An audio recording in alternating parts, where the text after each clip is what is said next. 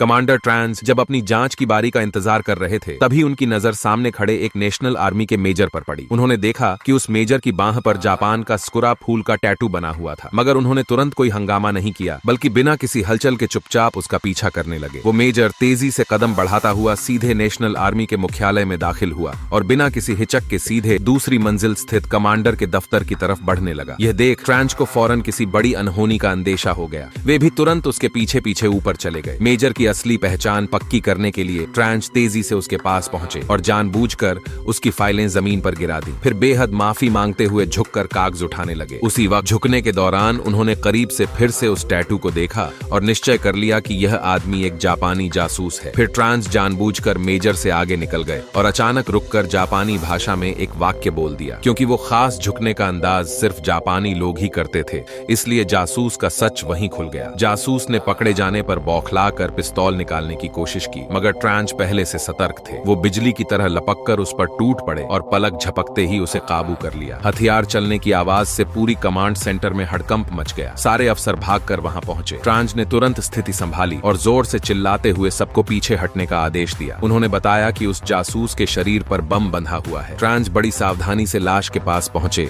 और धीरे धीरे उसकी वर्दी की बटन खोली। वहां सचमुच उसकी छाती पर विस्फोटक भरे हुए डेटोनेटर बंधे हुए थे। यह देखकर सभी अफसर डर के मारे कई कदम पीछे हट गए। इसी बीच डिपार्टमेंट हेड भी मौके पर पहुंच गए। वो तुरंत इंजीनियर दस्ते को बुलाकर बम हटवाने का आदेश देने ही वाले थे कि ट्रांस ने अपने अनुभव और साहस का परिचय देते हुए बिना देर किए फुर्ती से डेटोनेटर की फ्यूज वायर काट दी और इस तरह एक बड़ा हादसा टाल दिया।